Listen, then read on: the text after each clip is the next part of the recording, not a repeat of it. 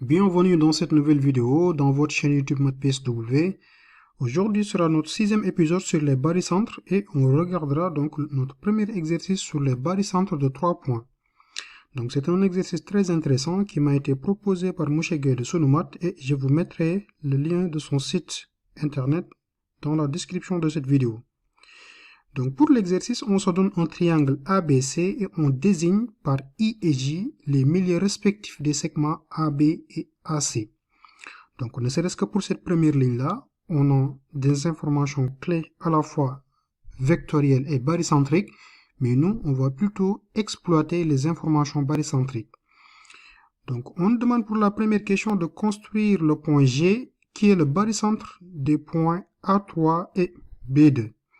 Regardons d'abord la question 1 et on reviendra sur les autres questions en explicitant toutes les informations qu'on donne via soit par des informations vectorielles ou bien des informations barycentriques. Donc pour faire la construction du point G, et avant cela, on va maintenant expliciter nos deux informations, c'est-à-dire les points I et J qui sont milieux respectifs de AB et AC. Donc si on a I qui est le milieu du segment AB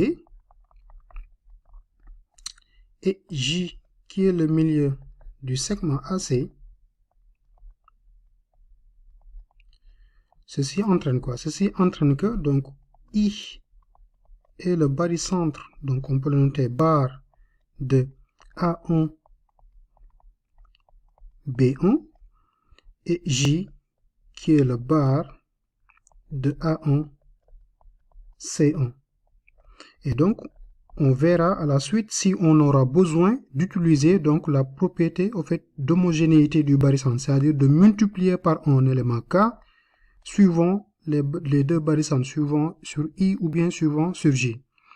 Maintenant, revenons à notre construction du point G. Comme G étant le barycentre de A3 et B2, donc par définition, on a 3GA vecteurs plus 2GB vecteur est égal au vecteur nul.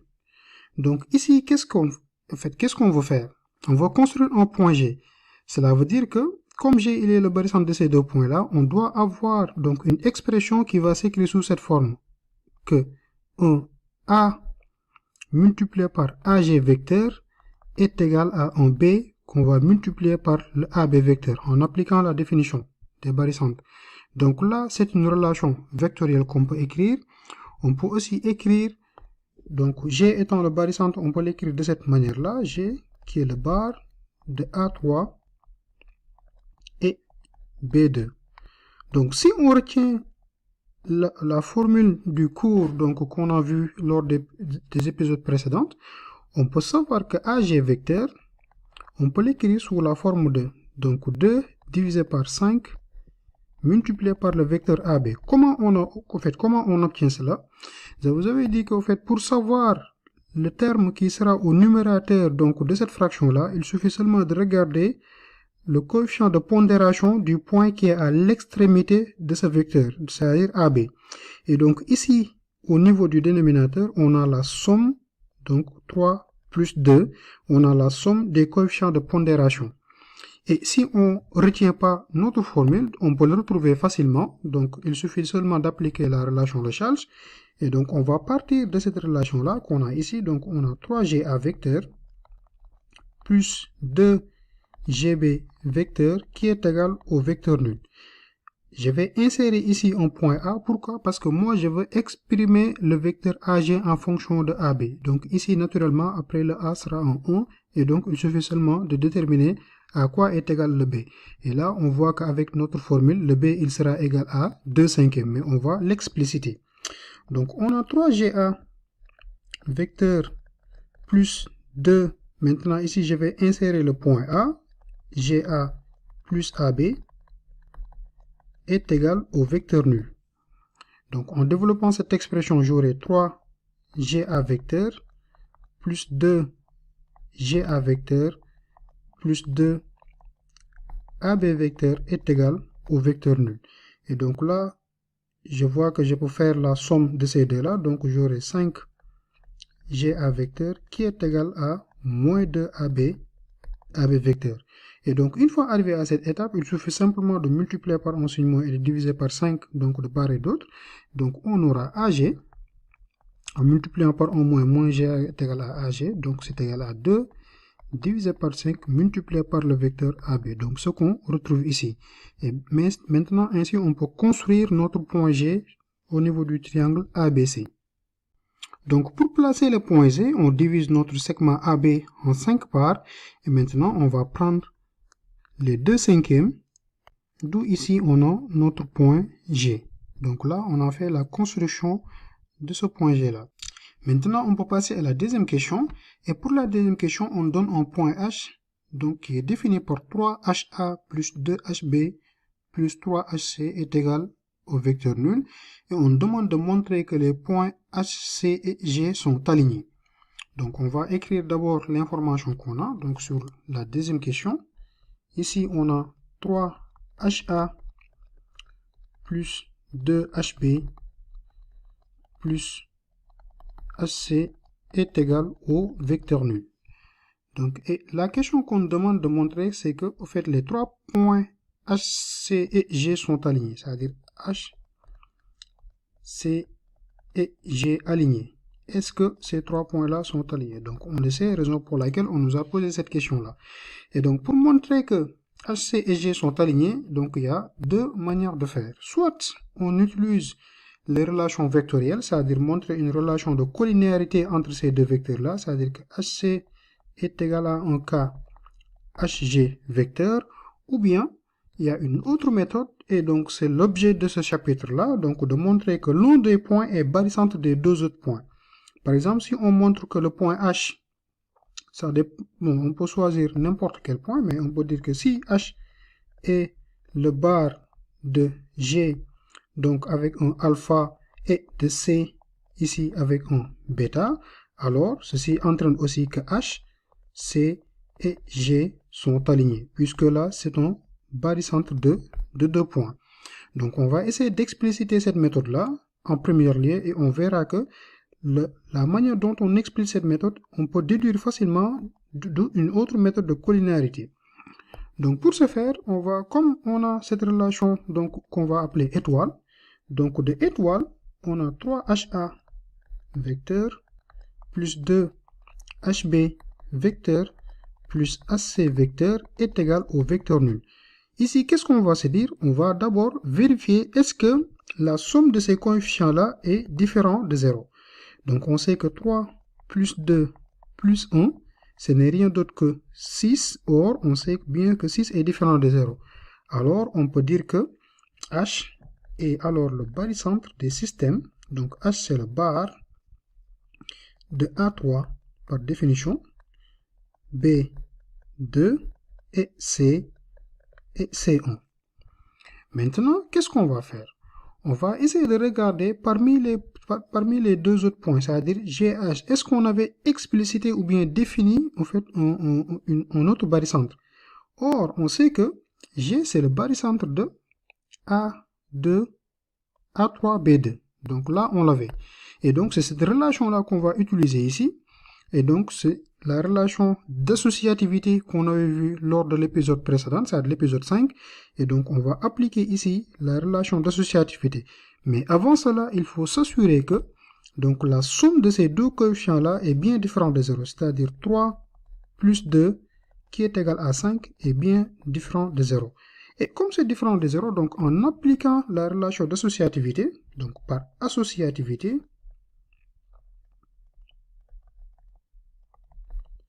là, il est bien en fait de préciser l'ensemble de ces sous-propriétés-là pour que le prof, il sait bien qu'en fait, vous maîtrisez le cours, à la fois le cours, les définitions et les concepts que vous utilisez. Donc, on sait que par associativité, H n'est rien d'autre que le barycentre maintenant de G. Et ici, on va utiliser la somme de ces deux coefficients-là, c'est-à-dire G5, C1. Donc là, si on a cela, ceci entraîne quoi? Ceci entraîne que les points H, G et C sont alignés.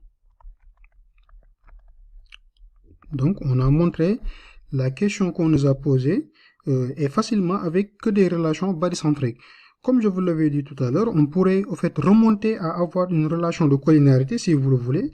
Donc il suffit simplement d'utiliser donc la définition du barycentre, comme 5 plus 1 est égal à 6 est différent de 0. Donc on aura 5HG plus maintenant 1 multiplié par HC est égal au vecteur nul. Et donc là, on pourra facilement donc trouver cette relation de collinéarité qu'on avait que j'avais explicité ici. Et donc, il suffit simplement de constater que le K n'est rien d'autre que moins 5. Cela veut dire que ici, HC, ce n'est rien d'autre que moins 5 multiplié par HG. Et donc, du coup, ces deux vecteurs-là sont collinaires et les trois points sont alignés. On peut à présent passer à la question petit b de la deuxième question. Donc là, on demande de montrer que les points H, I et J sont alignés. Donc là, c'est un cas très intéressant. Donc ici, on demande de montrer que H, I et J sont alignés. Donc on va expliciter les informations qu'on a. H est le barycentre de A3, B2, C1. I, le barycentre de A1, B1. Et J, le barycentre de A1, C1. Ce qu'on va faire maintenant, je vais disloquer ce barycentre-là pour vous donner une intuition de ce qu'on va montrer. Donc ici, sur cette première ligne, j'aurai quoi? J'ai pas le droit de l'écrire, mais c'est seulement pour vous donner une intuition. Donc je peux disloquer le point A en étant A2, A1, B2, C1. D'accord. Et donc là, qu'est-ce que j'ai remarqué? J'ai remarqué ici, j'ai A2, B2, A1, C1. Et donc, c'est tout à l'heure ce que je vous disais qu'au fait, on peut appeler à utiliser la relation d'homogénéité du barycentre. Cela veut dire que ici, sur le point I, je peux dire aussi que I, c'est le barycentre de A2, B2 par la relation d'homogénéité qu'on a vu en cours. Et donc là, ce que je vais faire, je sais que donc H, il sera le barycentre maintenant de I2 plus 2 qui est égal à 4 et maintenant J de 1 plus 1 qui est égal à 2. Mais il faut le montrer. Donc je ne peux pas écrire cette relation-là et donc il faut le montrer vectoriellement. Et pour ce faire, qu'est-ce qu'on va faire? Donc comme on a notre relation de départ 3HA plus 2HB plus HC et donc la décomposition que je viens de faire ici nous permet de réduire le nombre de lignes de calcul qu'on peut faire. Et donc, si la vidéo est très longue, c'est pas grave. L'essentiel est que les choses soient bien claires et que les trucs soient explicites. Donc, ce qu'on va faire, comme on sait que ici, le A, on l'a disloqué de deux parties, alors que ici, on a 3A, on va faire pareil. Donc, on va dire que cette relation-là n'est rien d'autre que 2HA plus HA, 1 multiplié par HA, plus 2HB, plus HC est égal au vecteur nul. Donc, pour ne pas introduire des points aléatoirement, cela peut alourdir le calcul. Et donc là, qu'est-ce qu'on va faire? Je vais regrouper ces deux-là. Donc, 2HA plus 2HB plus HA plus HC est égal au vecteur nul.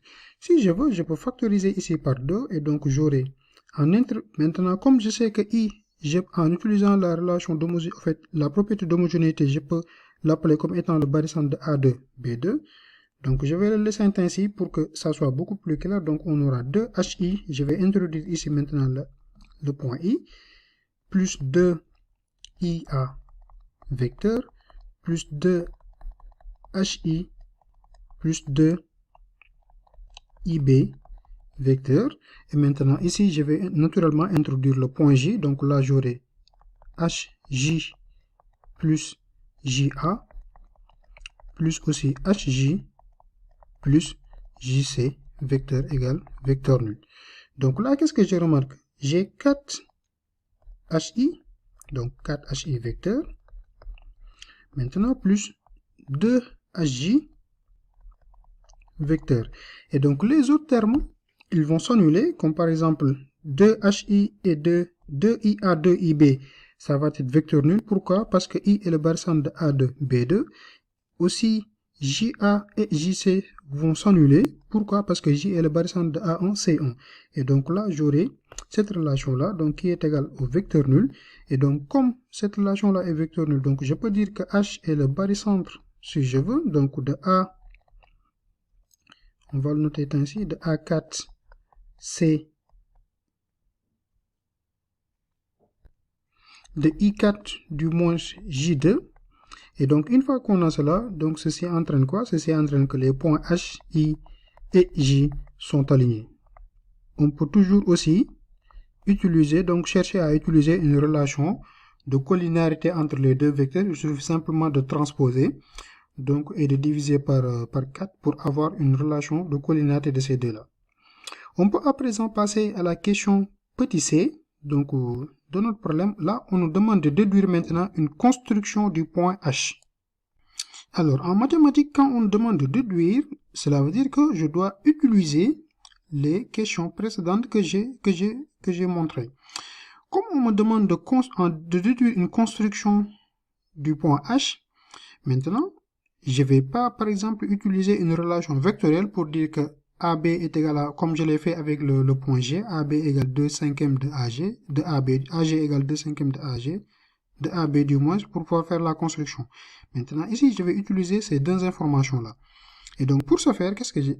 Donc, pour construire donc, le point H, alors, pour faire une déduction, qu'est-ce que je vais faire? Je vais utiliser maintenant, au fait, les informations que je viens de montrer. On m'a dit que les points I, J et H sont alignés. Donc là, je peux tracer une droite.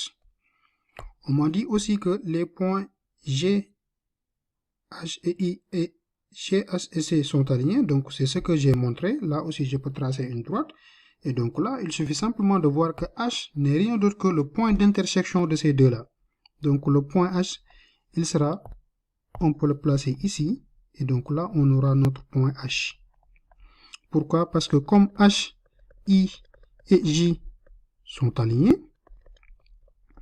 donc là aussi H, G et C sont alignés, c'est-à-dire que H n'est rien d'autre que le point d'intersection des deux points, des deux droites IJ et GC. Donc c'est le point d'intersection. Et donc là, j'ai pas besoin d'utiliser une relation vectorielle pour faire la construction. Et d'ailleurs, la question a été très bien posée pour déduire une construction. Alors, regardons maintenant la question 3. Donc, la question 3, on nous demande donc de montrer que K est le barycentre des points pondérés A1, H-2 avec donc la droite AH qui coupe la droite BC en K. Donc, on va essayer maintenant de placer d'abord notre point K sur la figure. Donc, je vais utiliser ici ma règle et je vais tracer maintenant la droite. Cette droite passant par A et H et qui coupe donc BC au point K. Là, j'ai le point K. Et on me demande de montrer que maintenant, ce point K là, ce n'est rien d'autre que le barycentre de A1 H-2. Alors, pour cette question et pour faire simple, on va retourner en classe de 3e et en classe peut-être de 5e même. Et on va se dire que comme on a ABC qui est en triangle et on a deux informations clés, c'est-à-dire I milieu de AB et J milieu de AC, donc, on sait que la droite IJ est parallèle à la droite BC par théorème. Donc, le théorème des milieux. Donc, on a IJ parallèle à BC. Donc, on va exploiter cela. Et l'idée que je vais utiliser, donc, c'est uniquement du théorème de Thalès, quoi. Au fait, au niveau des triangles A, B, K et A, I, H. Donc, c'est le théorème de Thalès que je vais utiliser. Maintenant, comme je vous l'avais dit tout à l'heure, I étant le milieu, il est important de le préciser, donc de le rappeler, du segment AB, J, le milieu du segment AC, alors, ceci nous donne que la droite IJ est parallèle à la droite BC. Donc, on a un parallélisme. Maintenant, qu'est-ce qu'on va utiliser? Donc, on va utiliser maintenant les rapports, l'alignement. Donc, on sait que comme I est le milieu de AB, alors A, I et B sont alignés. Là aussi, on sait que A, H et K sont alignés puisque c'est l'énoncé qui nous le dit. Donc A aussi, H et K sont alignés. Donc, d'après le théorème de Thalès, donc que nous dit Thalès? Thalès nous dit que, alors, on a AI sur AB est égal à AH divisé par AK. Thalès nous dit qu'on a AI divisé par AB est égal à AH divisé par AK. Or, comme I est le milieu du segment AB, alors AI est égal à 2 fois AB. Maintenant, on va voir comment sont alignés les vecteurs, au fait les points AH et AK. Donc on sait que le sens, donc ces deux vecteurs, si je considère les deux vecteurs AH et AK, donc ils ont le même sens et la même direction. Donc je peux appliquer la relation vectorielle en gardant un signe positif. Donc ceci en fait, j'ai le droit actuellement d'écrire que le vecteur AH est égal 2 fois multiplié par le vecteur AK. Donc ici, AK. Et il reste maintenant à chercher le barycentre qu'on m'a demandé donc de montrer avec K. Donc ce que je vais faire ici, je vais insérer ici un point K. Donc ici, c'est plutôt l'inverse. Donc on va dire quoi? On va se dire que donc AI divisé par maintenant AB c'est égal à 2 fois AI au lieu de la, puisque I est le milieu du segment AB. Et donc là, on aura un rapport 1/2 au lieu de 2. Et donc là aussi, on aura un rapport 1/2. Donc là, on aura 1/2, c'est-à-dire que là, on va avoir ici un point 2 au lieu de 1 ici. Et donc là, en écrivant cette relation-là, donc qu'est-ce qu'on va faire? Je vais insérer ici un point K. Et donc en insérant un point K, j'aurai 2 AK vecteur plus 2 KH vecteur est égal à AK vecteur. Donc il nous suffit simplement de transposer donc les deux membres de l'inégalité. Donc j'aurai 2 AK vecteur moins AK vecteur plus 2 KH vecteur égale vecteur nul. Et donc là j'aurai AK plus 2 KH vecteur est égal au vecteur nul. Et pour avoir K étant le barycentre de A1, donc c'est A1 KH moins 2, il suffit simplement de multiplier par un signe moins. Donc en multipliant par un signe moins, j'aurai moins AK moins 2 KH égale vecteur nul. Cela veut dire que KA vecteur moins 2 KH vecteur égale vecteur nul. Et comme 2 moins 2 plus 1 qui est égal à moins 1 est différent de 0, alors maintenant on peut dire que K c'est le barycentre de A1H moins 2. A1H moins 2.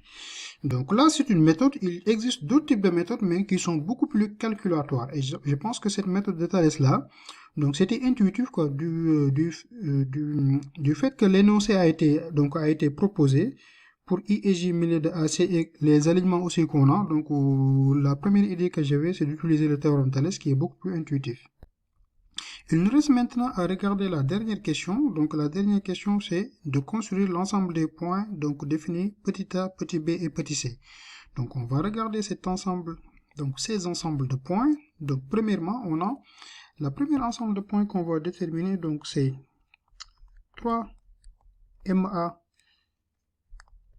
3MA vecteur plus 2MB vecteur plus MC vecteur donc est égal à 6MA vecteur moins 2MH vecteur.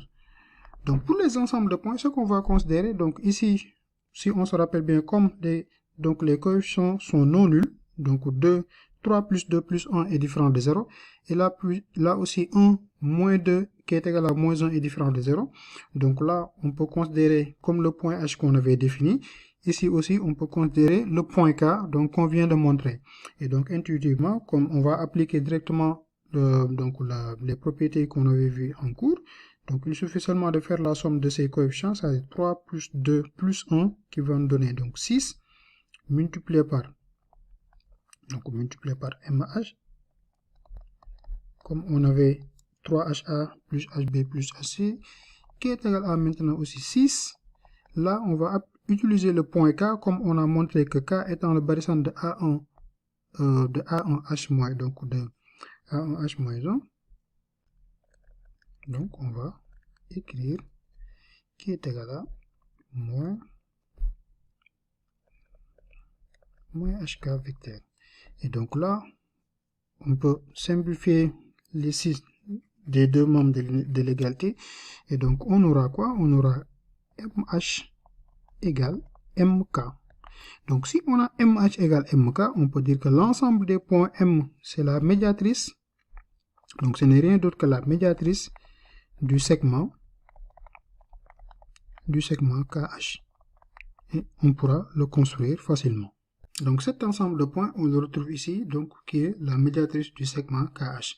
Regardons maintenant ce deuxième ensemble de points, c'est-à-dire que on a ici 3MA vecteur plus 2 MB vecteur est égal à MI moins MJ vecteur.